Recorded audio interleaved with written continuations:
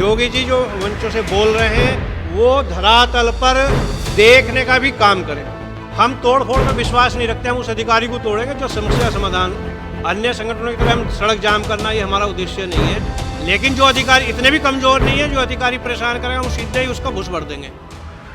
अपने मोबाइल की स्क्रीन पर जो तस्वीरें आप देख रहे हैं वो जेवर की है। जेवर के परशुराम धर्मशाला में बीते सोमवार आरएसएस की इकाई किसान एकता संघ की बैठक हुई। किसान हितैषी इस संगठन की जेवर क्षेत्र में ये पहली बैठक थी। आप जानते हैं कि मोदी सरकार जेवर की धरती पर एशिया का सबसे बड़ा एयरपोर्ट बना रही है। इस एयरपोर्ट में किसान भूमि अधिग्रहण को लेकर लड़ाई लड़ रहे हैं। वहीं बिजली, पानी और यमुना प्राधिकरण की मनमानी को लेकर किसान आरोप लगाते रहे हैं। इसी के चलते कई बार किसान यूनियन के कई संगठन धरना देते रहे हैं, लेकिन समस्याएं ज्यों का त्यों बनी हुई हैं। इसी को लेकर पहली बार आरएसएस की इकाई किसान एकता संघ की पहली बैठक का आयोजन जेवर में किया गया। इस बैठक का मकसद किसानों को उनका हक दिलाना और उनकी लड़ाई को दिल्ली तक पहुंचाने का था। इस बैठक में किसान एकता संघ के प्रांतीय संगठन मंत्री सुनील सिंह और गौतम बुद्ध नगर के जिलाध्यक्ष योगेंद्र त्यागी मौजूद थे। हमारी टीम ने जब उनसे बात की तो उन्होंने जो बताया उसको आप सुनिए। नमस्कार, मेरा नाम है मोहित ठाकुर और आप देखना शुरू कर चुके हैं नोएडा 24 न्यूज। इस वक्त हम जेवर में मौजूद हैं और जेवर की परशुराम धर्मशाला में मौजूद हैं, जहां भारतीय किसान संघ की एक मीटिंग रखी गई है। आपको बता दें कि ये भारतीय किसान संघ आरएसएस की एक इकाई है और इस भारतीय किसान संघ के भी वही मुद्दे हैं जो हमेशा से यहाँ भारतीय किसान यूनियन उठाती रही है। जेवर में ये पहली मीटिंग है भारतीय किसान संघ की और काफ़ी लंबे समय से भारतीय किसान संघ किसानों के मुद्दे उठाता रहा है। तो अधिकारी जो भारतीय किसान संगठन से जुड़े जो पदाधिकारी हैं वो मौजूद हैं और उनके अलावा सैकड़ों की तादाद में यहाँ जेवर के आसपास के जो किसान हैं या जो पदाधिकारी हैं वो भी मौजूद हैं। तो इन लोगों से जानेंगे और बातचीत करने की कोशिश करेंगे कि इस मीटिंग का आज उद्देश्य क्या है और क्या किसान यूनियन की तरह ये संगठन काम करता है या उससे हटके कुछ अलग काम होने वाले हैं। तो अंदर चलते हैं और जानते हैं कि इन लोगों की आज ये मीटिंग क्यों रखी गई है और इस मीटिंग का उद्देश्य है क्या। माननीय मुख्यमंत्री जी या प्रधानमंत्री जी जो मंचों पर कह रहे हैं, ये प्रशासनिक अधिकारी जैसे योगी जी ने अन्य माफिया खत्म किए हैं, लेकिन ये प्रशासनिक माफिया किसानों के साथ माफियागिरी कर रहे हैं और इन प्राधिकरणों का 12 साल से रेट नहीं बढ़ा है। रेट बढ़ाया जाए।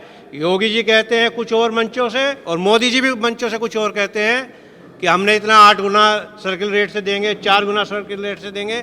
लेकिन प्राधिकरण के जो अधिकारी हैं या तो योगी जी इनको सुधार दें, नहीं तो हमें सुधारना पड़ेगा। और 12 साल से जो सर्किल रेट नहीं बढ़ा है वो रेट बढ़ा दें और तीनों प्राधिकरण का जो रेट अलग अलग है वो एक समान हो, किसान को या जन सामान्य व्यक्ति को कोई कष्ट और परेशानी ना हो। जो मंचों से वो बोलते हैं, योगी जी जो मंचों से बोल रहे हैं वो धरातल पर देखने का भी काम करें और जैसे अन्य माफिया समाप्त करे हैं दोबारा कह रहा हूँ, इन प्रशासनिक माफियाओं को समाप्त करने का, ठीक करने का काम योगी जी करें। अगर समाज ने ये सत्ता अपने हाथ में ले ली, सुधारने का काम ले लिया, तो योगी जी को भी और सरकार को भी बहुत परेशानी होगी। तो शासन प्रशासन को ये बताना चाहते हैं, भारतीय किसान संघ कमज़ोर नहीं है और संस्कारी जरूर हैं, अनुशासित हैं और संस्कारी हैं, कमज़ोर नहीं है। और जो कमज़ोर मानने के अधिकारी जो हैं प्राधिकरण के, हमारे कार्यकर्ताओं के फ़ोन नहीं उठा रहे, ब्लैक लिस्ट में डाल रहे हैं। पहले उन्होंने आश्वासन भी दिया था जब हमने प्रदर्शन की बात करी थी, फ़ोन आए कि हम आपकी समस्या और एक लेटर भी दिया, लेकिन अब तक उन्होंने खोला ही नहीं और अब ब्लैक लिस्ट में नंबर डाल दिए। तो आपके चैनल के माध्यम से यही कहना चाहते हैं, ये सुधर जाएं, ठीक हो जाएं। समाज को, जनता को परेशान नहीं करना चाहिए। जनता जनार्दन होती है, जनता भगवान होती है और भगवान को परेशान करने का मतलब ये सीधे सीधे अपनी मृत्यु को निमंत्रण देना ही है।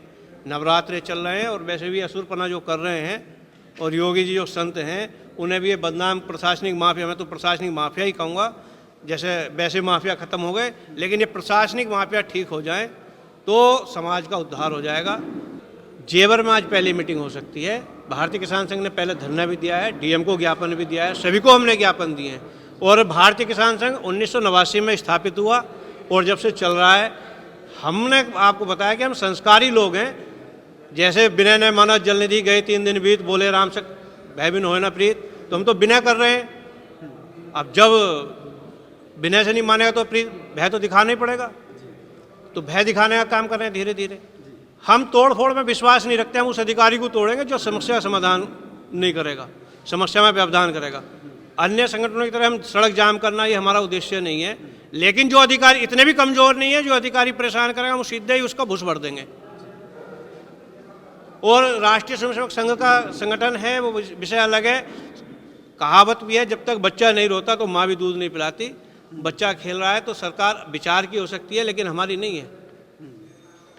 सरकार किसी की भी हो, शासन प्रशासन किसी का भी हो, भारतीय किसान संघ हमेशा किसानों के लिए लड़ेगा, किसानों के लिए अड़ेगा, न झुकेंगे, न बिकेंगे, न डरे।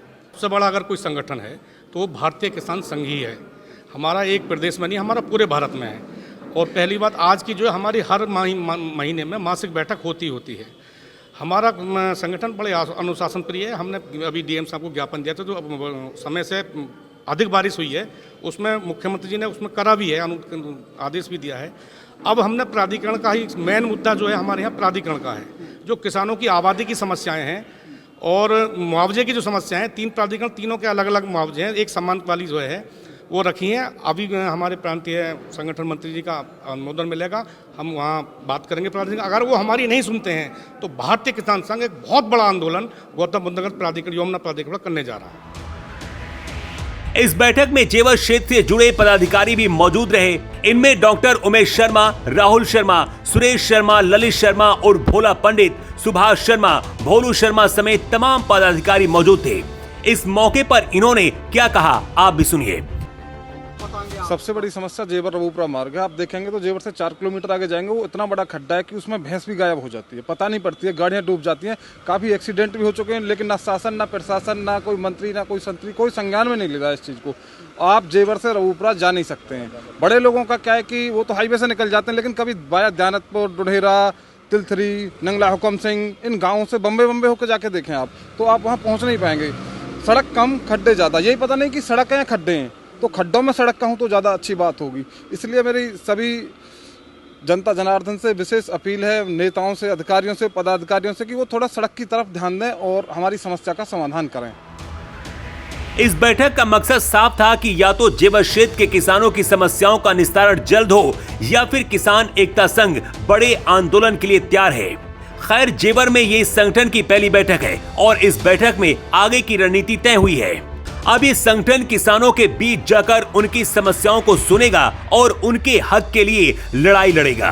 ब्यूरो रिपोर्ट, जेवर 24 न्यूज।